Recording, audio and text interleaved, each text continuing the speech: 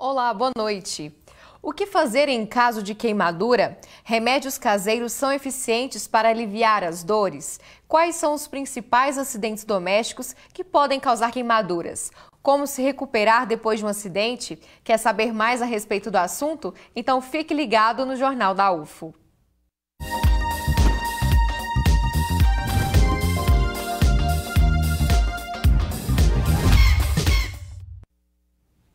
A recuperação de um acidente por queimadura exige cautela e pode precisar de cirurgia. O Hospital de Clínicas da UFO tem um setor que é referência em cuidados com o paciente queimado. Veja na reportagem.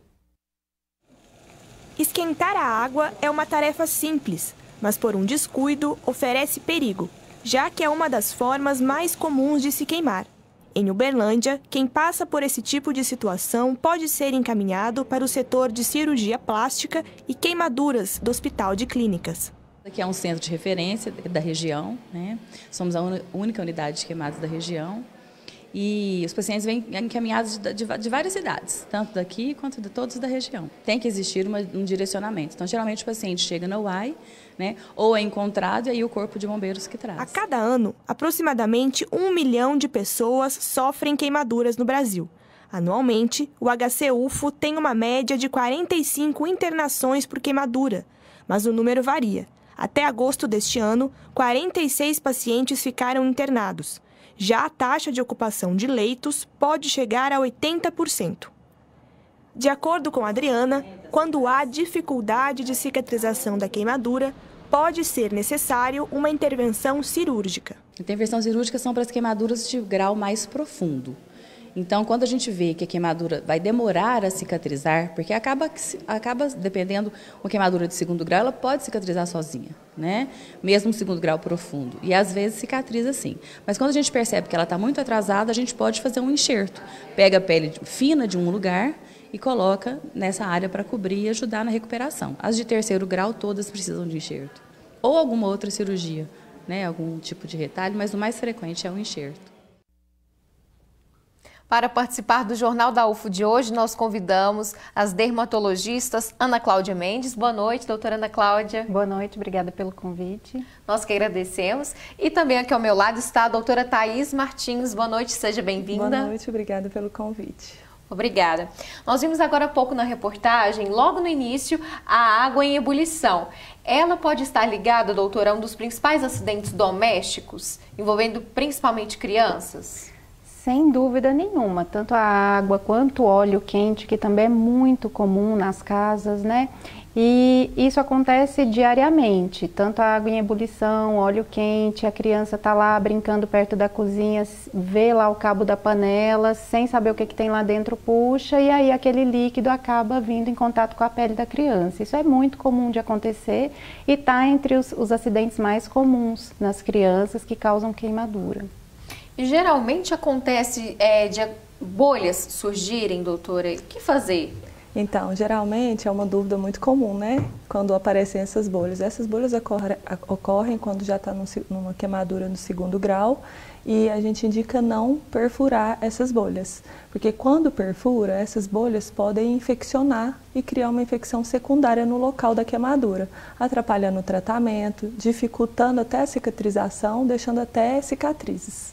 Geralmente, nós escutamos aquela famosa receita, usa uma agulha que dá tudo certo. Não é o caso. Não é, porque a bolha ela é como se fosse uma proteção para aquela área que queimou, né? Então, o ideal é deixar ela ali, não perfurar, porque perfurando a gente abre uma porta para uma bactéria poder instalar ali e piorar o quadro da infecção.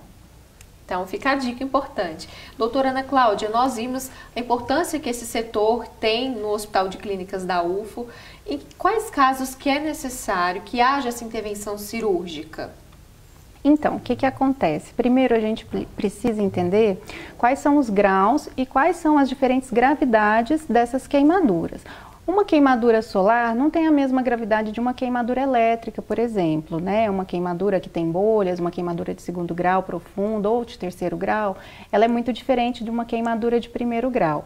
A gente precisa entender que cada queimadura requer um tratamento específico. Então, a de 1º grau, que seria aquela queimadura, quando a gente vai no sol, fica vermelho, sem fazer bolhas, ela requer um tratamento determinado. Aquela queimadura elétrica, aquela queimadura de fogo, que muitas vezes isso acontece muito com adultos em acidentes de trabalho, ou por exemplo adolescentes, álcool líquido é muito comum de acontecer, que são queimaduras mais profundas, como a médica falou no vídeo, a cirurgiã.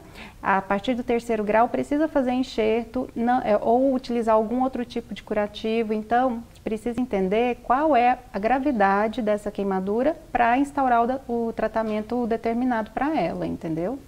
Certo. E no caso, doutora Thaís, esses pacientes que passam por setores como este do HC, eles sempre têm que fazer exames de rotina? Como que é a vida do paciente vítima de queimadura? Então, quando o paciente entra no serviço de tratamento para queimadura, ele precisa ser avaliado e acompanhado, porque aquela pele, ela está suscetível a outras infecções, né? Então ele precisa estar em acompanhamento, fazer exames e pegar o tratamento mais adequado para evitar uma infecção maior. E ainda há um preconceito social com relação a esses pacientes? Ah, com certeza, né? Porque a cicatriz acaba que deforma e as pessoas olham e acham que às vezes é alguma doença contagiosa, ou às vezes quando essa queimadura é na face, acaba que dá algum transtorno para o paciente em aceitar essa cicatrização, né? Então nós temos que tomar bastante cuidado em relação a isso.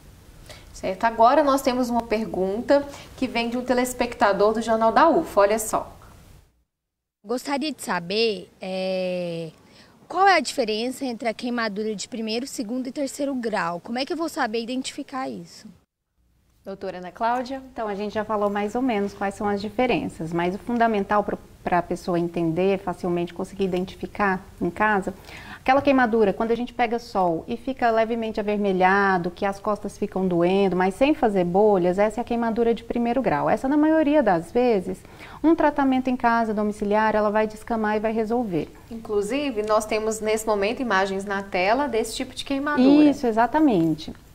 A queimadura de 2º grau é aquela queimadura que vai fazer bolhas na pele. Como a doutora Thaís falou, vai fazer aquelas bolhas grandes, que muitas vezes incomodam muito mais pelo fato da bolha em si, né? É uma queimadura que é muito dolorida, porque ela atinge a pele dói demais. E a queimadura de 3º grau é uma queimadura que não dói. Então, por que ela não dói? Porque ela consegue destruir a terminação nervosa da pele. E aí a gente não sente mais dor. Essa queimadura de 3º grau é uma queimadura muito profunda. Significa que queimaram, foi destruído até o tecido celular subcutâneo. Então não tem terminação nervosa ali para sentir dor. Essa queimadura é uma queimadura de maior gravidade que requer um tratamento específico para ela e um acompanhamento indeterminado por bastante tempo. Certo. Doutora Thaís, geralmente o tratamento de casos mais graves como este pode durar em média quanto tempo?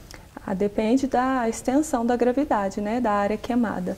Mas o paciente tem que viver em acompanhamento por um tempo grande, porque o paciente pode desidratar, pode ter uma infecção, né, até no local onde surgiram as bolhas. Depois que essas bolhas cicatrizam e fica uma área exposta, o paciente pode pegar uma infecção naquele local.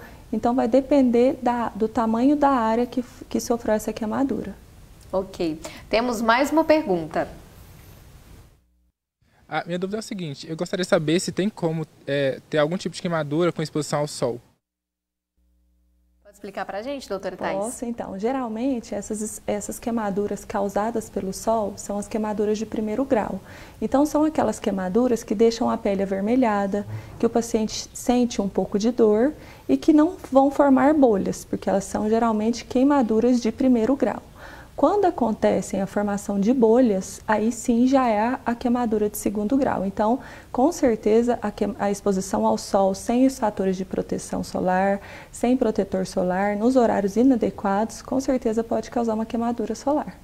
Até mesmo o sol da manhã, tem um horário onde seria possível essa exposição, mas de forma saudável para a pele? Então, nós orientamos antes das 10 e após as 16 horas.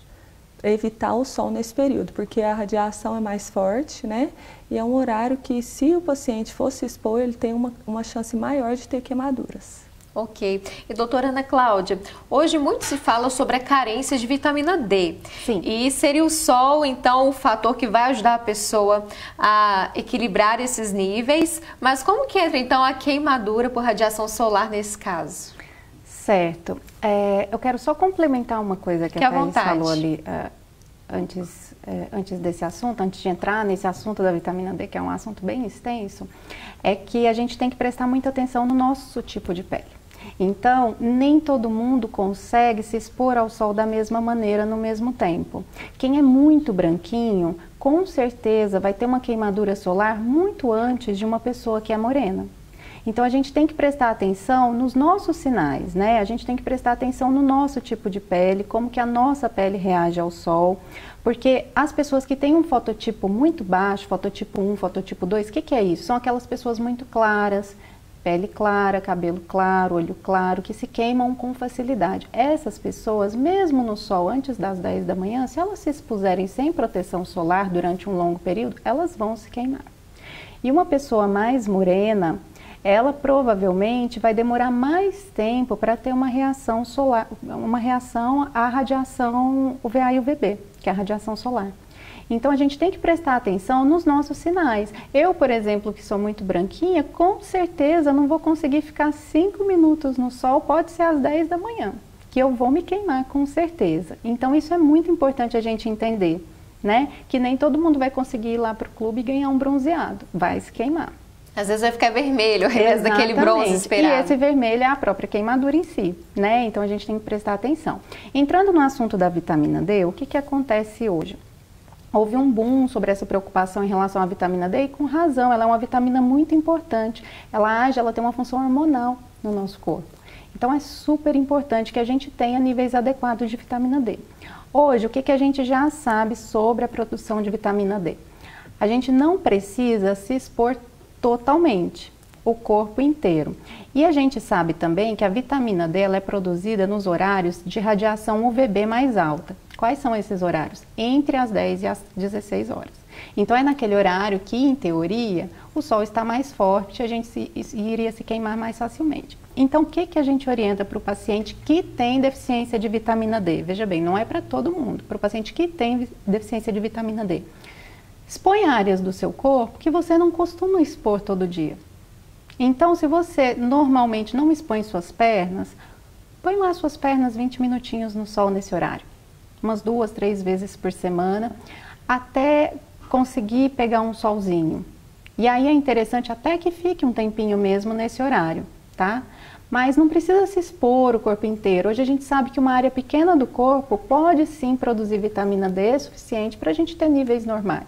Então não precisa, lógico, hoje a gente sabe que não precisa ficar nessa neura de não se expor ao sol, mas tem que ter cuidado, porque querendo ou não, o câncer de pele é o câncer mais incidente no Brasil. Então é muito importante a gente tomar cuidado. Então temos que ficar atentos quanto a isso, não é mesmo? Certo. E geralmente, ainda ligando essa questão do sol e queimadura, a pele, popularmente falamos que ela descasca, né? E o que fazer quanto a isso? Então, tem pacientes que começam a retirar aquela pele, né? A gente orienta não fazer nenhuma esfoliação, não puxar essa pele. Então, o importante é bastante protetor solar, porque é uma pele que está mais suscetível a queimaduras, né? Uma loção reptilizante para ajudar a reptilizar a pele mais rápido e evitar se expor ao sol sem proteção solar, porque o paciente tem uma chance maior de queimar ali, além de deixar manchas, né? O bronzeador também, ele ajuda a intensificar uma possível queimadura de sol? Sim, porque o bronzeador, ele não tem nenhum fator de proteção. E quando tem, ele é muito pequeno, é muito baixo, né? Então, o importante é não esquecer de usar o protetor solar. Hoje está muito na moda esses bronzeamentos, né? Então, isso é bem perigoso para a pele, pode causar queimaduras graves. Ok. O que fazer em caso de acidente com fogo? Saiba depois do intervalo. O Jornal da UFO volta já.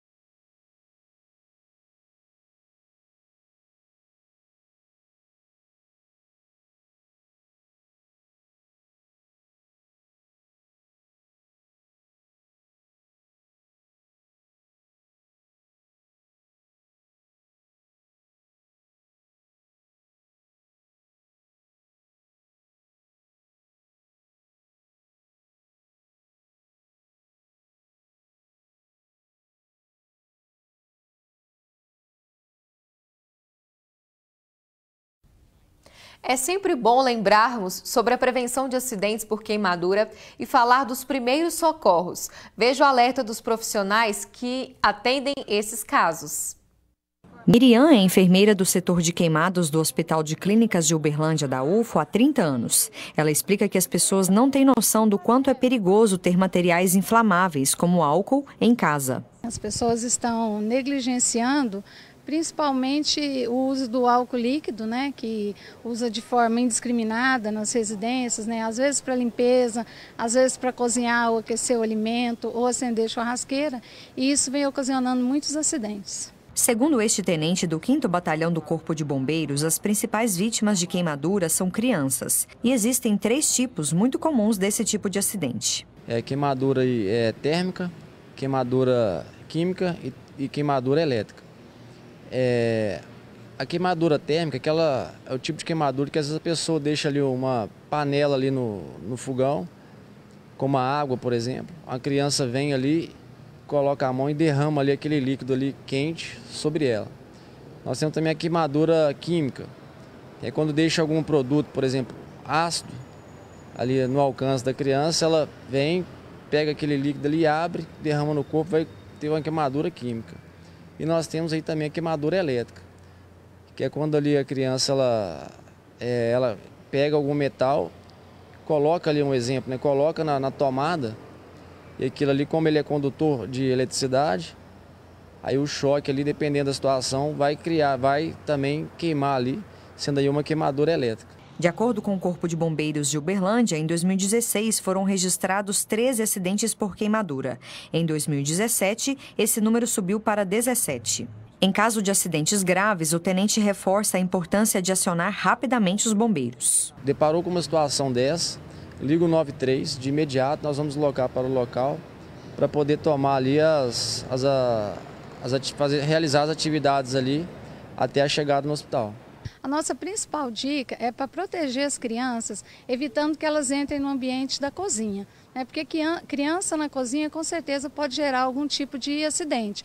Elas podem puxar a panela e cair um líquido aquecido e cometer uma queimadura muito grave. Então, não permitir que as crianças entrem na cozinha, principalmente durante o preparo das refeições, né? Não ter o álcool líquido em casa, nem mesmo o álcool gel, que também é perigoso, pode explodir. Então, o ideal é que não tenha produtos inflamáveis em casa, não procure fazer sabão caseiro, que é outra forma também que as pessoas se queimam muito, utilizando o álcool e a soda para poder estar fazendo esse tipo de sabão. Armazenar nada que seja inflamável em casa, porque é muito perigoso. Doutora Ana Cláudia, é comum no dia a dia esses produtos inflamáveis em nossas casas? Quais seriam alguns principais que talvez nós tenhamos no ambiente do nosso lar e nós nem fazemos ideia? Eu acho que o principal, que até é uma coisa que tem sido retirada do mercado, mas ainda não na sua totalidade, é o álcool líquido. Como a enfermeira acabou de falar, o álcool líquido é um dos principais causadores de queimaduras no ambiente domiciliar, né? Então, a maioria das pessoas ainda mantém nas suas casas o álcool líquido e é um produto que se inflama com muita facilidade. Então, a gente tem que tomar muito cuidado. O álcool gel, na verdade, seria um produto menos perigoso. Não significa que ele não seja perigoso também, mas seria um produto menos perigoso na medida que ele se inflamaria em menor intensidade, por assim dizer, né? O ideal, então, é optar por outros produtos de limpeza, por exemplo. Outros produtos de limpeza, exatamente. Reservar o álcool para aquelas funções que ele é fundamental e indispensável, né? Agora, hoje em dia a gente tem uma gama enorme de produtos. Eu acho que o álcool pode ficar em segundo plano nesse caso, né? Ok, nós temos mais uma pergunta do nosso público. Veja. Eu queria saber quais são os métodos que a gente tem que fazer dos primeiros socorros. Quando a gente queima em casa, o que a gente pode fazer? Doutora Thaís, queimei e agora o que fazer? Então, primeiramente, nós orientamos a colocar o local queimado em água corrente, né? Deixar várias horas ali, vários minutos para poder aliviar um pouco o sintoma. O que essa água faria? Ela vai ajudar a diminuir a temperatura naquele local que houve a queimadura para melhorar o sintoma do paciente. Se por um acaso acontecer alguma bolha, a gente orienta o paciente a não perfurar a bolha E nós orientamos também evitar o uso de receitas caseiras. Por exemplo, tem muitas pessoas que acham que usar pasta de dente, borra de café, extrato de tomate vai ajudar.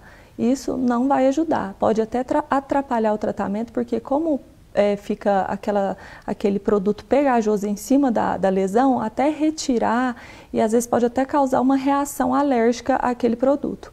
Nós orientamos passar logo após que o paciente sentir um conforto melhor, algum creme à base de substâncias caseiras, por exemplo, aloe vera, camomila. Se o paciente tiver camomila em casa, poder fazer algum chá e colocar ele gelado, fazendo compressa em cima do local, né? Evitar o uso de, por exemplo, manteiga, algum alimento assim, porque ele pode estar infectado e você pode estar colocando em contato, aumentando uma chance de infecção, né? E em casos mais graves, procurar diretamente o pronto-socorro, porque aí pode ser necessária alguma cirurgia. E para aliviar esses sintomas da queimadura, às vezes se o paciente tiver algum anti-inflamatório para diminuir a inflamação no local ali e algum medicamento para a dor, ele pode estar tomando. É claro que cada um tem a sua especificação, né, o que pode tomar ou não, que às vezes é alérgico, mas o mais importante é evitar esse tipo de tratamento caseiro e colocar logo após a queimadura, o local em água corrente. Eu oriento também o paciente a hidratar bastante, né? Aumentar a ingesta hídrica e manter esses tratamentos até que melhoram os sintomas e evitar a exposição ao sol logo após esse dano na pele. Nesse caso, reforçando, é possível passar protetor solar? Pode ou não? Então, pode passar o protetor solar, que o paciente às vezes vai se expor ao sol em cima de uma pele que já está sensível ou já está sem a proteção, porque a pele é o que dá proteção para o nosso corpo. Então, se ela está queimada, aquela área ali está mais suscetível à queimadura. Então, o ideal queimou, vai se expor ao sol, evitar expor ao sol sem o protetor solar para não danificar mais essa pele e não causar as manchas. Ok. E doutora Ana Cláudia, essa é uma pergunta também que gera bastante curiosidade. Se você ver alguém pegando fogo, o que fazer? Tem gente que joga água, isso é correto? Não é? Vai aumentar a chama e danificar ainda mais a pele da pessoa? O que fazer se ver alguém pegando fogo? Eu acho que a primeira coisa que a gente tem que entender é que a gente precisa eliminar a fonte do calor, né? O que está acontecendo ali? Da onde que está vindo o calor? Isso não só se a pessoa estiver pegando fogo, em qualquer tipo de queimadura, eliminar a fonte de calor. Então, se você vê uma pessoa pegando fogo, o que você precisa é que pare de pegar fogo. Seja na vestimenta, seja alguma coisa que ela estiver segurando, qualquer coisa que tiver em contato direto com a pessoa, você precisa eliminar aquela fonte de calor. No caso de uma pessoa que está pegando fogo, o ideal é que a gente abafe com alguma coisa, um cobertor, alguma coisa desse tipo, para que, ou se a pessoa estiver sozinha, de repente, precisar rolar no chão, alguma coisa que elimine aquela fonte que está dando calor ali para aquela queimadura. E em seguida, como a doutora Thaís já falou, água corrente, sem dúvida nenhuma, água corrente, fria, não gelada, porque a água gelada pode causar uma queimadura aí pelo frio. Água corrente, 10, 20 minutos até acalmar ali a lesão e aí avaliar qual é a extensão da queimadura. Extensão da queimadura mais que 10, 20% do corpo, pronto-socorro, hospital, é super importante. A queimadura pode causar uma desidratação grande, inclusive queimadura solar, pode causar desidratação no paciente, pode ser necessária internação. Então é muito importante, nesses casos de queimadura extensa, procurar o pronto-socorro para avaliação. E mesmo quando é uma queimadura de primeiro grau, por exemplo, o segundo, também tem que ter atenção, porque geralmente, às vezes, de modo geral, nós desconsideramos, achamos que é algo simples, queimadura, mas vale ficar atento? Então, vale, porque a extensão da queimadura é muito importante. Às vezes, é difícil para uma pessoa em casa conseguir quantificar qual é o grau da minha queimadura, é difícil. Né? Às vezes uma pessoa que teve queimadura solar no corpo inteiro acha que é uma queimadura tranquila de primeiro grau e não é bem assim. Vira e mexe a gente tem casos de pacientes que aparece na mídia inclusive, pessoas que se expuseram ao sol, que tiveram queimadura e que infelizmente tiveram um desfecho desfavorável. evoluíram com algum problema muito grave e às vezes até óbito. Então a gente precisa prestar atenção nisso. O sol, ele pode causar queimaduras graves e extensas. Então é muito importante a gente entender isso. Usar protetor solar, sol não é brincadeira. A gente mora num país que é tropical, que é bonito ser bronzeada, mas a gente precisa prestar atenção, porque o sol, a exposição solar sem proteção, queimadura solar, é muito grave. Fique então alerta. Será que vem chuva por aí? Veja na previsão do tempo.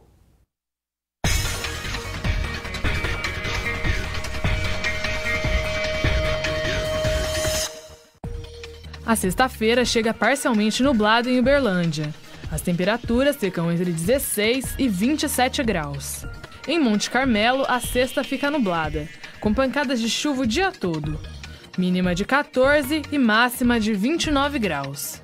Dia parcialmente nublado em Patos de Minas. Mínima de 16 e máxima de 27 graus. Dia nublado também em Tuiutaba. A mínima é de 16 e a máxima 31 graus. Sexta chuvosa e com temperaturas baixas em Patrocínio. Faz no máximo 22 graus. A mínima é de 8. Você sentiu o tempo mais seco nos últimos dias? A mudança é resultado da baixa umidade do ar. A repórter Isabela Rodrigues conversou com a climatologista da UFO para saber sobre esse evento climático. A segunda quinzena de agosto começou com um clima bastante seco na nossa região. Aqui em Uberlândia, no início da semana, a umidade relativa do ar chegou a 10%. Quem tem mais informações para a gente sobre o assunto é a Camila Carpenedo, que é climatologista aqui da UFO. Camila, já é esperado para essa época do ano esse clima mais seco, né? Mas parece que nos últimos dias ficou mais seco ainda. Quais são os eventos meteorológicos que explicam essa situação?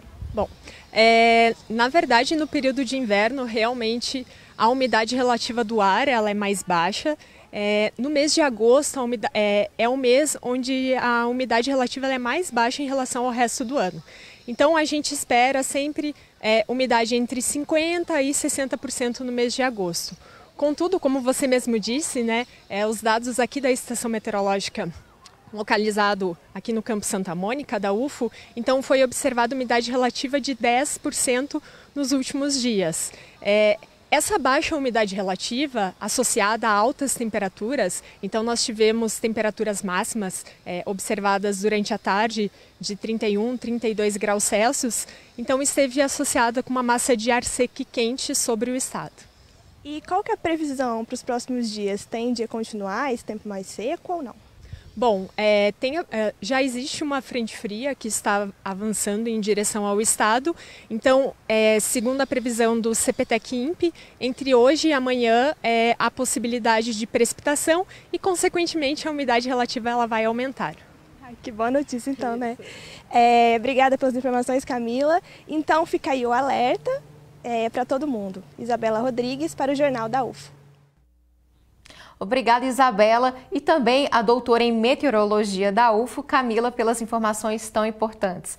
Infelizmente, o Jornal da UFO chegou ao fim. Quero agradecer a participação das médicas dermatologistas, Ana Cláudia Mendes. Muito obrigada, uma boa noite. Obrigada a vocês pelo convite, uma boa noite para vocês. Obrigada. E também a Thaís Martins, obrigada uma boa noite. Obrigada pelo convite, viu?